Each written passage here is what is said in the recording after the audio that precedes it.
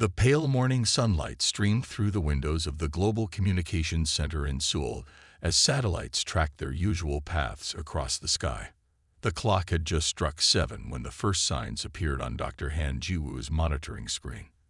At first, she thought nothing of the steady pulse of signals, just another day of sorting through the endless cosmic noise that filled the void between stars.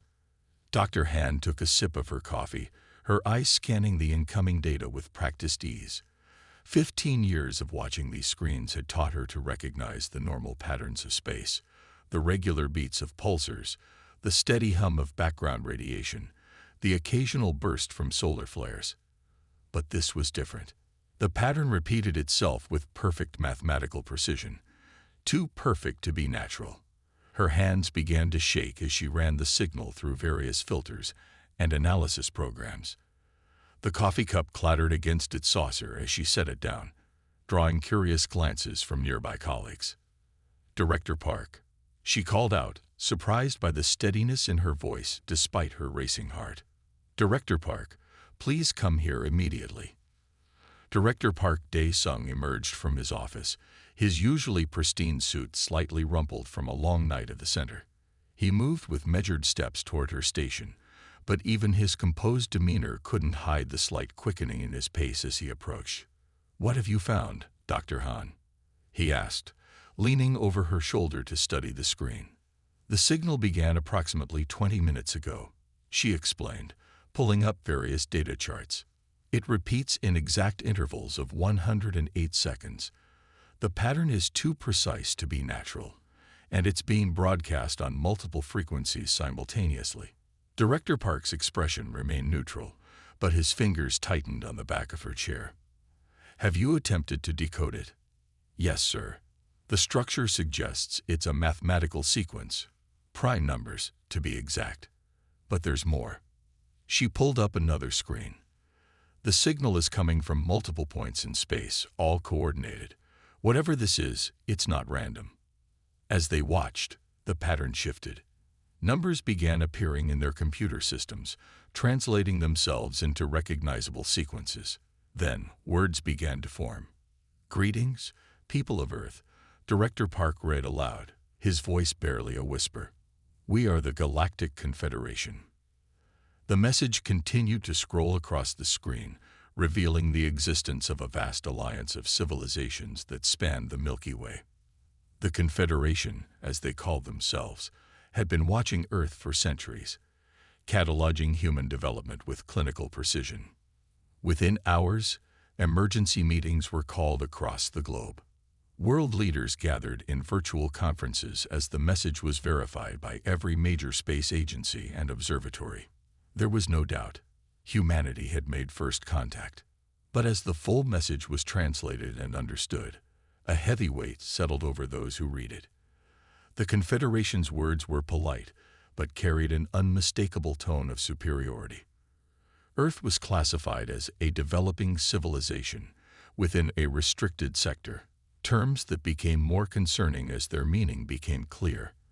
The Confederation's message included detailed maps of their territory, spanning thousands of light years and encompassing millions of worlds. Earth's solar system appeared as nothing more than a tiny dot in what they termed the Outer Rim Development Zone, a region where younger civilizations were allowed to progress under strict observation. In the quiet hours after midnight, Dr. Han remained at her station, monitoring the continuing stream of data. Director Park stood by the window, staring at the stars that now held new meaning. "They've been watching us all along," he said quietly, like scientists observing bacteria in a petri dish.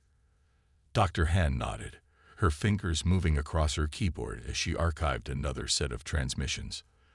"The question is, why reveal themselves now? Why make contact at this specific moment?" The answer would come sooner than anyone expected, and it would change the course of human history forever.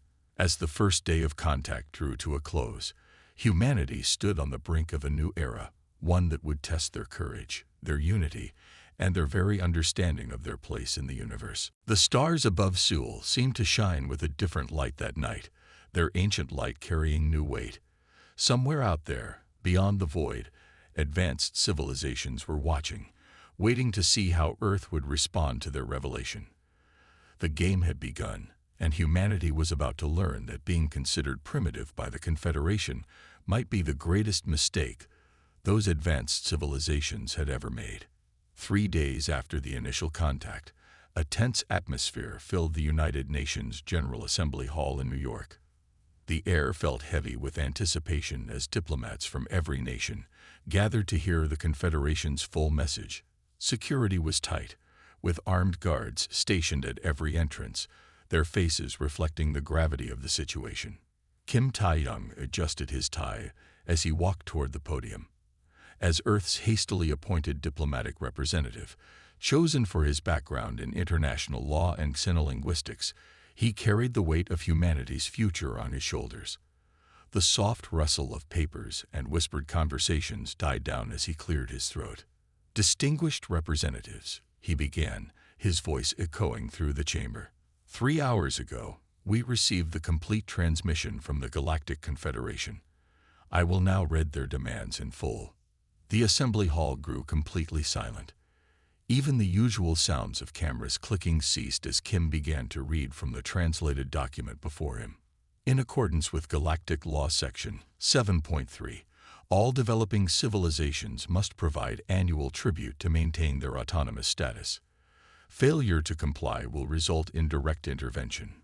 Kim paused, letting the words sink in. The following items are required as tribute from planet Earth, to be delivered within 30 standard Earth days. As Kim read through the list, faces around the room grew pale.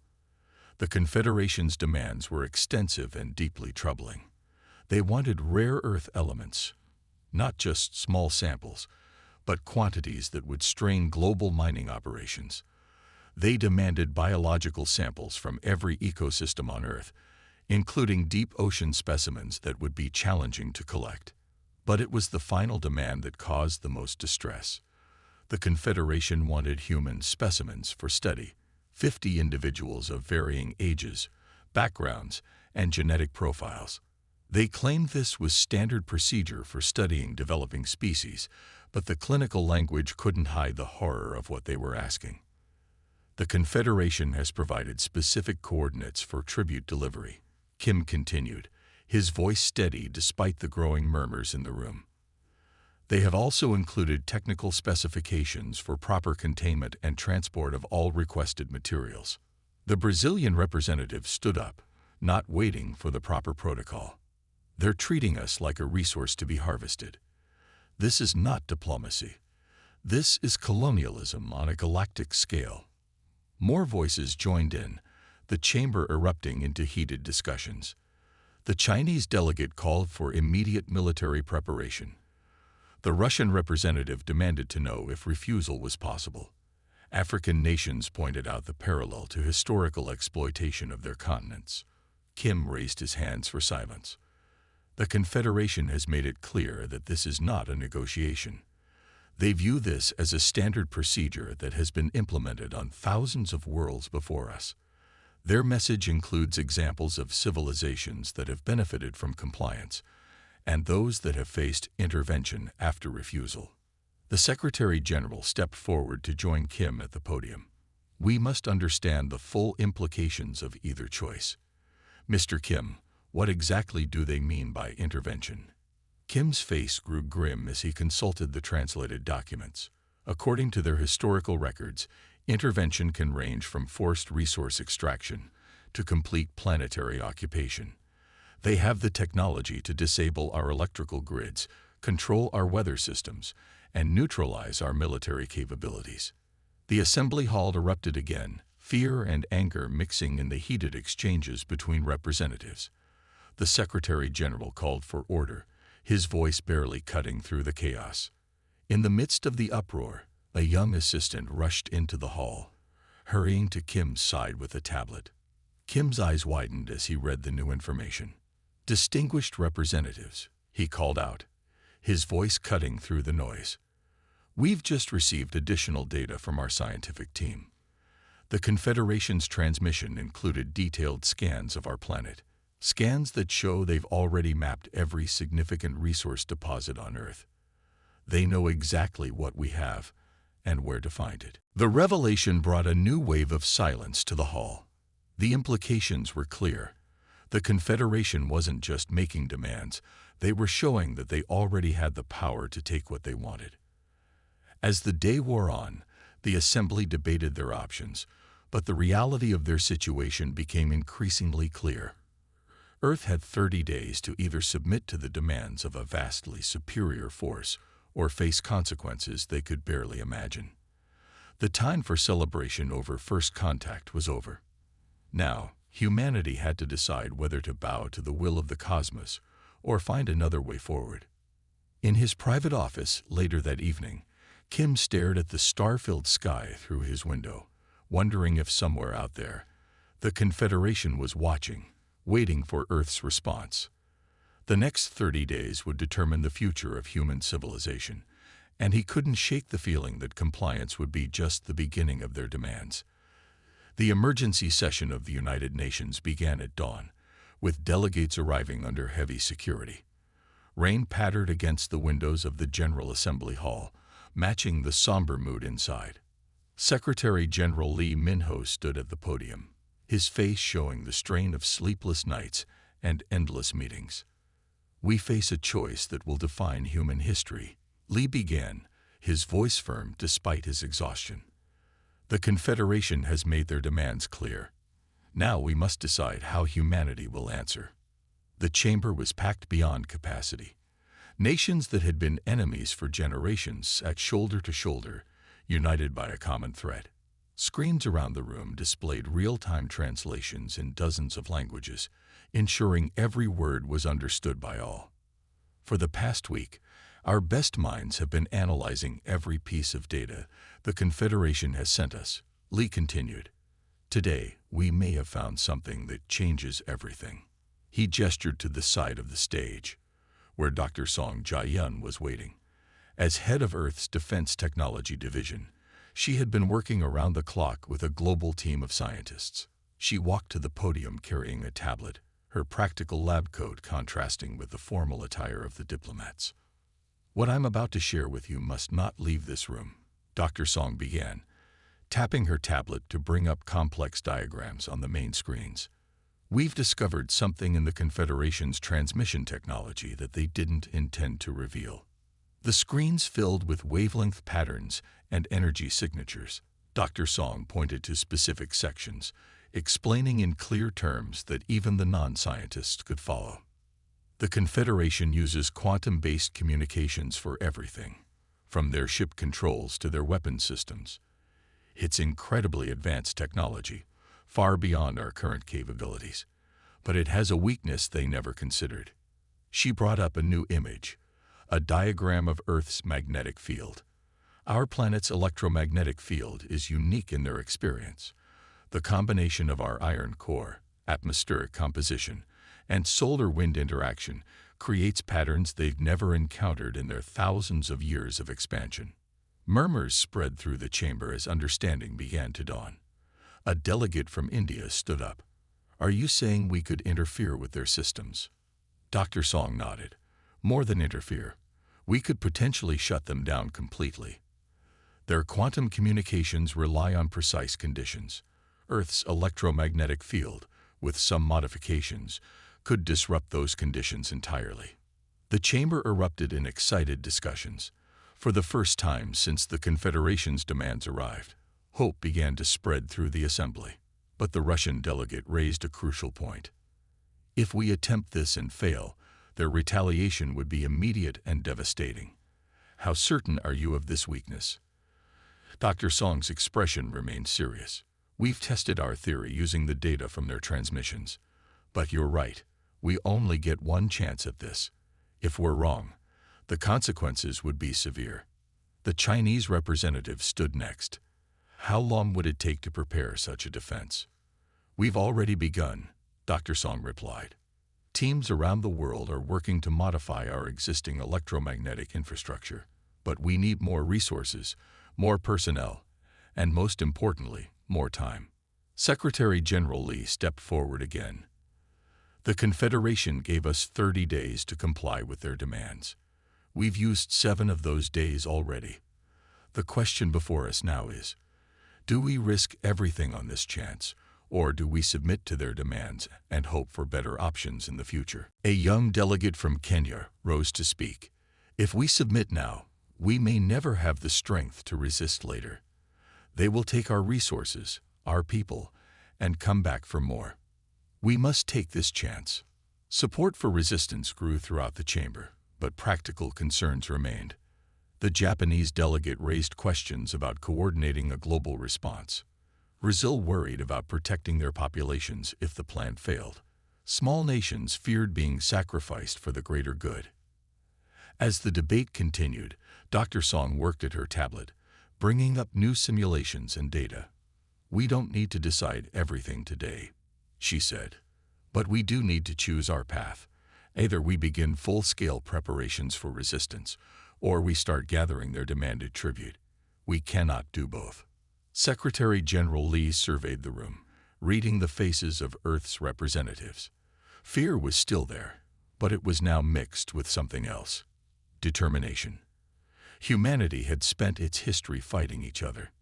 Now, faced with an external threat, ancient rivalries began to fade against the greater challenge. "We will take a formal vote in 1 hour," Lee announced. "But first, Dr. Song will answer any remaining technical questions. We must all understand exactly what we're voting for and what we're risking." As the session continued into the afternoon, the rain outside began to clear.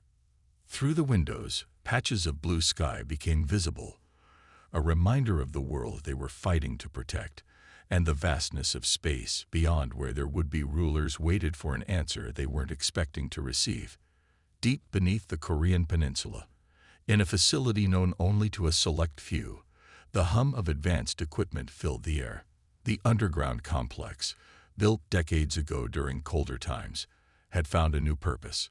Scientists from 30 nations worked side by side in what had become humanity's best hope for survival. Dr. Yoon Soo-bin stood before a massive wall of screens, each displaying different aspects of Earth's magnetic field. Her eyes were tired from countless hours of study, but her mind remained sharp. Around her, teams of researchers analyzed data, ran simulations, and refined their calculations.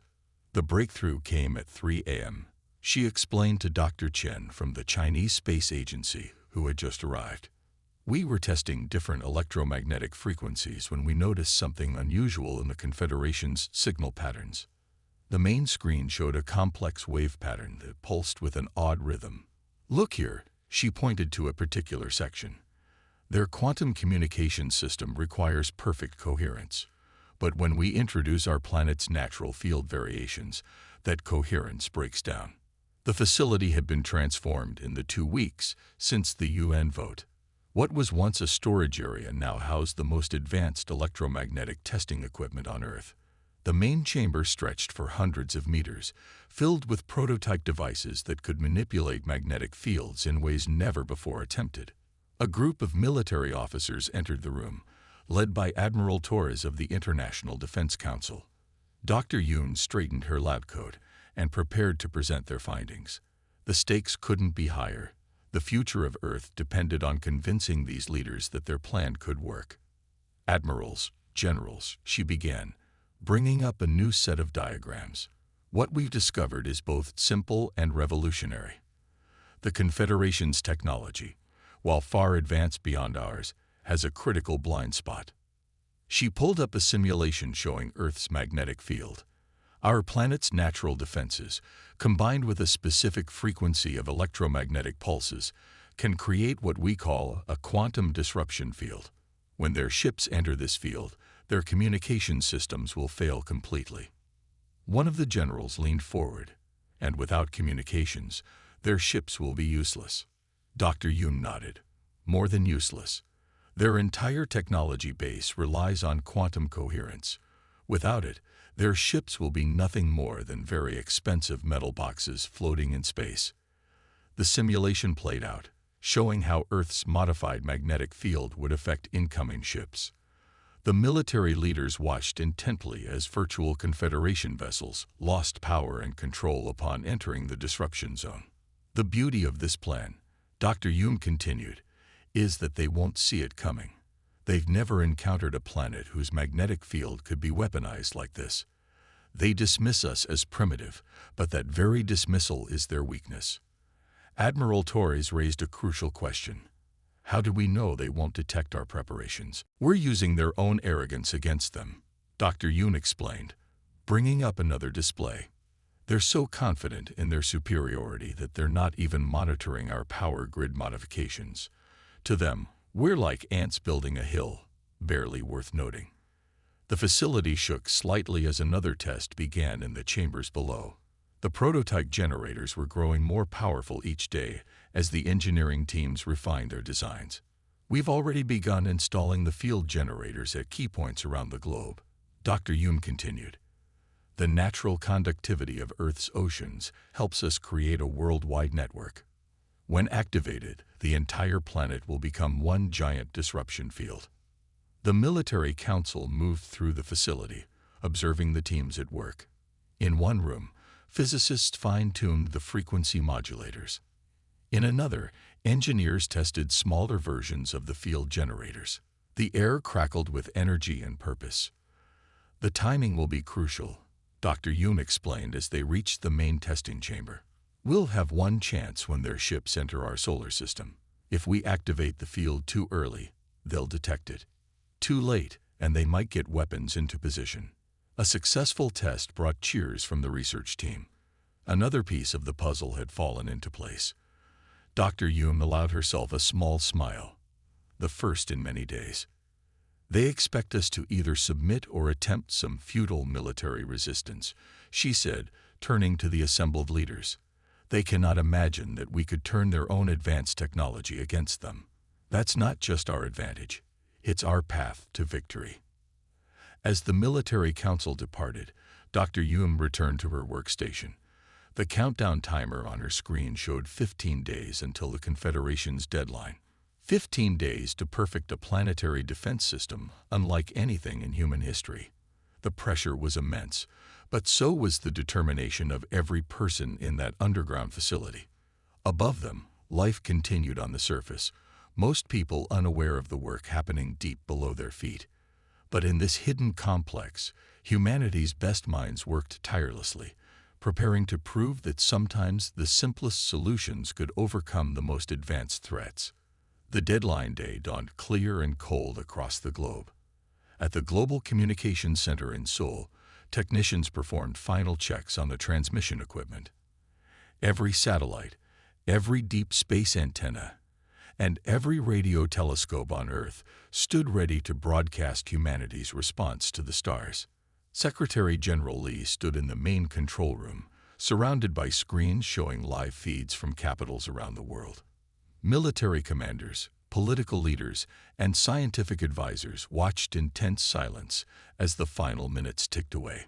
All systems are ready, Dr. Han reported from her station. Every translation has been verified. The message will be broadcast in all 7,151 known human languages simultaneously.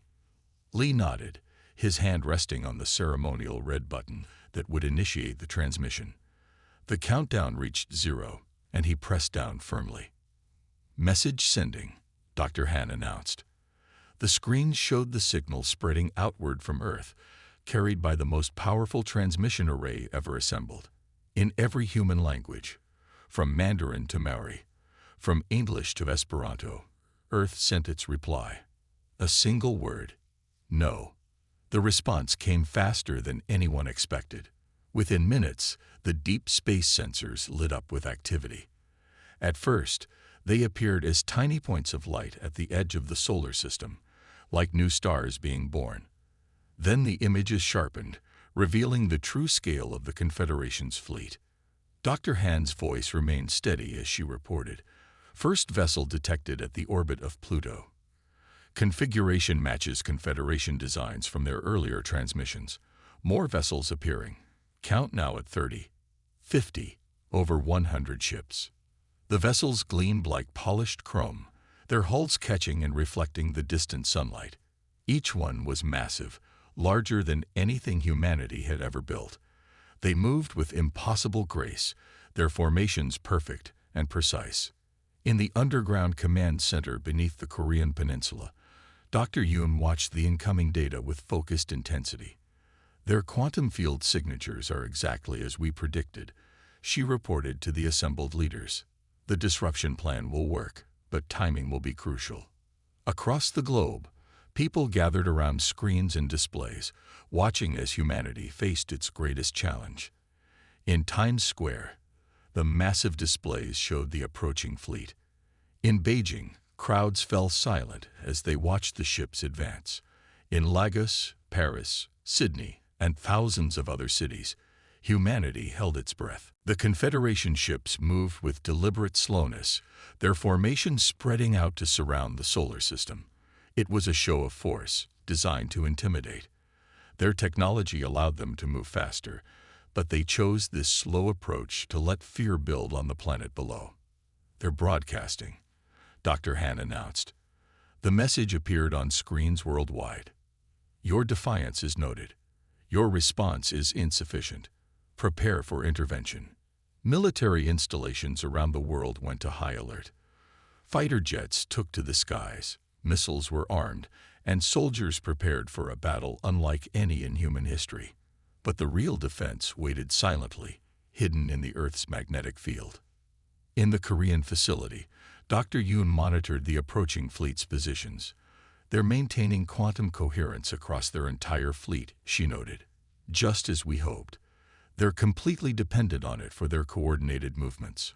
The first ships crossed Neptune's orbit, their engines leaving trails of distorted space behind them. More vessels appeared every minute, until the screens showing the solar system sparkled with their presence. Secretary General Lee addressed the world one final time before the battle would begin. "People of Earth, we stand united today, not just as nations or cultures, but as one species. Whatever comes next, remember this moment, when humanity chose to stand against those who would make us kneel." The Confederation fleet continued its advance, unaware that Earth's seeming defenselessness was an illusion. Their ships moved through space with supreme confidence, their commanders certain that this primitive world would quickly learn the cost of defiance. In orbit around Earth, satellites silently adjusted their positions. Deep in the oceans, massive electromagnetic generators powered up. Across the planet's surface, hidden facilities prepared to create the largest electromagnetic field manipulation in human history. Dr. Yoon looked at her final calculations one more time. Everything was ready. The trap was set. Now they only had to wait for the Confederation fleet to move close enough for Earth's response. Not just a word this time, but an action that would show the galaxy that humanity was not to be underestimated. The artificial stars of the Confederation's fleet grew brighter in Earth's sky as they approached, unaware that they were sailing into a trap of their own making. Humanity's real answer to their demands was about to be delivered, and it would change the balance of power in the galaxy forever. The Confederation fleet crossed the orbit of Mars, their ships casting long shadows across the red planet. In the Lunar Command Center, Captain Choi Jinwoo watched the massive vessels approach through reinforced windows. Beside him, teams of operators monitored screens filled with tactical data. "All ships have passed the Mars threshold," reported Lieutenant Kim from her station. "They're maintaining their attack formation. Time to Earth orbit, 17 minutes. Dr. Han's voice came through the communication system from her position in the Korean facility. Electromagnetic field generators at 98% capacity, waiting for optimal range. The fleet's formation was beautiful in its precision. Hundreds of ships moving as one, their quantum-linked systems allowing them to act with perfect coordination. They had performed this same maneuver on 1,000 worlds, their technology making resistance impossible. Range to activation point, 30,000 kilometers, Lieutenant Kim announced. The numbers counted down on the main screen as the Confederation ships drew closer to Earth. Dr. Han's voice remained calm as she spoke, initiating final power-up sequence. All stations report ready. Around the planet, hidden generators hummed to life. The oceans themselves began to pulse with electromagnetic energy as years of secret preparations came to fruition. Earth's magnetic field, invisible but immense, started to shift and strengthen. 20,000 kilometers, came the update. The Confederation ships were close enough now that their details were visible from the lunar surface. Massive engines glowing with exotic energy, weapon ports ready to deliver their ultimatum to Earth. All systems synchronized, Dr. Han reported. Quantum disruption field charged to maximum capacity, awaiting final command. Captain Choi took a deep breath. The fate of humanity rested on this moment. Dr. Han, you have authorization. Execute the defense plan. Activating planetary defense system now. The effect began subtly at first. Earth's magnetic field rippled like a pond disturbed by a stone. The carefully calibrated electromagnetic pulse spread outward at the speed of light, invisible but unstoppable. The first sign that something was wrong came from the lead Confederation vessels. Their perfect formation wavered slightly. Then, like dominoes falling in slow motion, ship after ship began to drift off course. Quantum field disruption confirmed, Dr. Han announced. Their communication networks are failing. On the tactical screens, the neat formation of enemy ships dissolved into chaos. Without their quantum-linked systems, the vessels lost not just communication but control. Their advanced technology, dependent on quantum coherence, simply stopped working. Lieutenant Kim's voice rose with excitement. Multiple ships reporting complete power loss. Their engines are dark.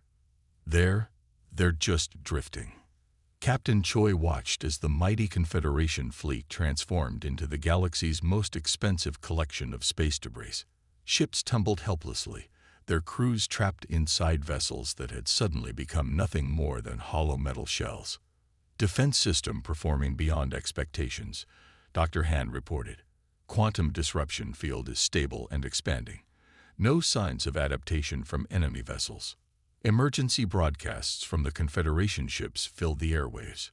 Messages of confusion and panic in alien languages.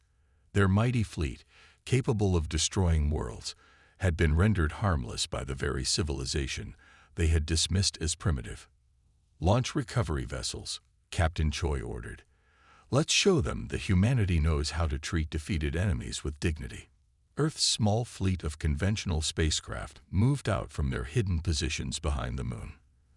They approached the drifting Confederation ships carefully, ready to assist crews who just minutes ago had intended to subjugate their world. In the Korean facility, Dr. Han allowed herself a small smile as she monitored the continuing effects of their defense system.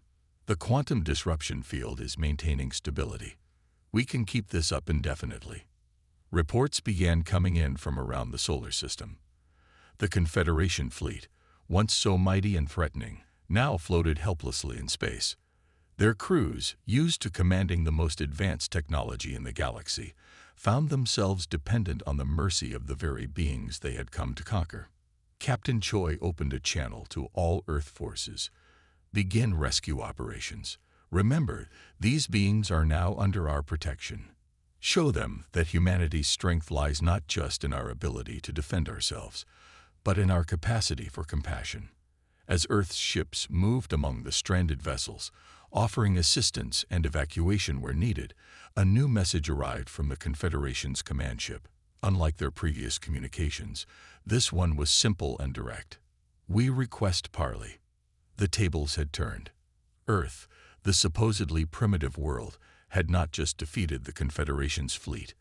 They had done it without destroying a single ship or taking a single life.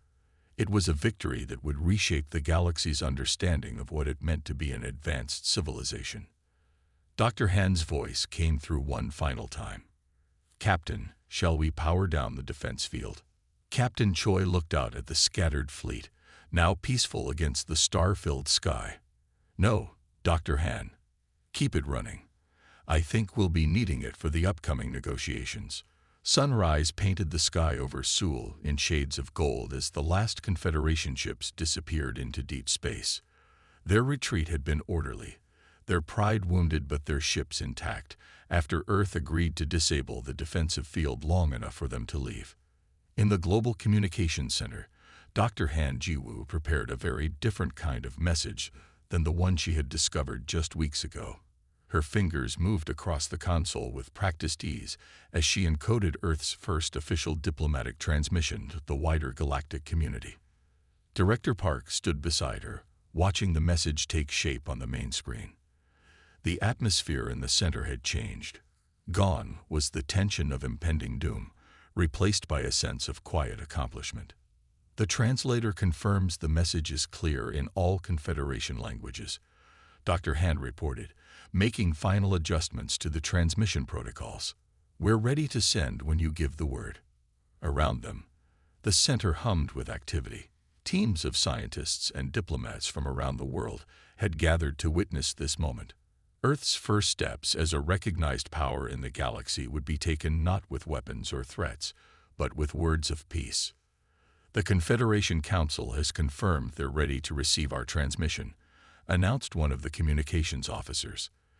The main screen showed their representatives waiting in their distant capital, their earlier arrogance replaced by careful respect. Director Park nodded to Dr. Han. Send it. The message streamed out into space, carrying humanity's vision for their place among the stars. They proposed trade agreements, cultural exchanges, and scientific cooperation, but also made it clear that Earth would maintain its independence and right to self-determination. Message received and acknowledged. Came the response from the Confederation. Their reply was markedly different from their earlier communications. Gone were the condescending references to developing civilizations and restricted sectors. In the days that followed, Earth began to transform. The technology developed to defend against the Confederation found new applications. The global cooperation that had saved humanity continued, leading to breakthroughs in science, medicine, and space travel. Dr. Han found herself working with scientists from former Confederation worlds, sharing ideas and discoveries. Many of them admitted they had never imagined a primitive world could teach them anything. Now they came to Earth eager to learn. We thought technology was everything, one alien scientist told her during a joint research session. We forgot that innovation comes from necessity and courage from adversity. The Lunar Command Center became the headquarters for Earth's new Space Defense Force, though its mission had changed. Captain Choi and his teams now coordinated with ships from dozens of worlds, establishing Earth as a key player in galactic peacekeeping. Director Park found himself giving tours to diplomatic delegations from across the galaxy. They all wanted to see the world that had changed the balance of power without firing a shot. Each time he passed Dr. Han's station, he remembered that first morning when they discovered they weren't alone in the universe. 1 year after the Confederation's retreat, Earth celebrated its new status with a global festival. In cities around the world, humans and aliens mingled, sharing stories and dreams. The night sky no longer held mystery and threat. It promised adventure and opportunity. Dr. Han prepared for another day at her monitoring station, but now she watched for friends instead of foes. The screen showed ships from a dozen worlds in Earth orbit, their crews coming to trade, learn, and grow together. Did you ever imagine it would turn out like this?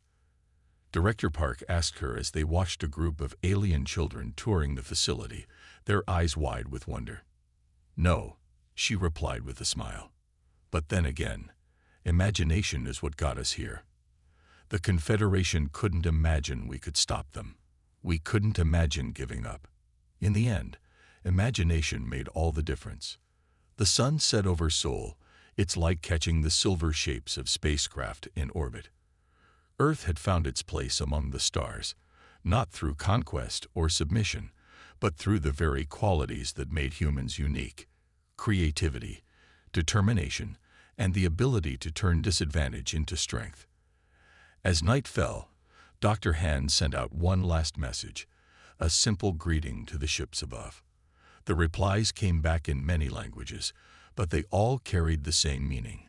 Welcome, equals, friends. The galaxy had changed, and Earth had changed with it. But the greatest change was in how humanity saw itself. No longer alone in the universe, but part of something greater, ready to face whatever new challenges the cosmos might bring.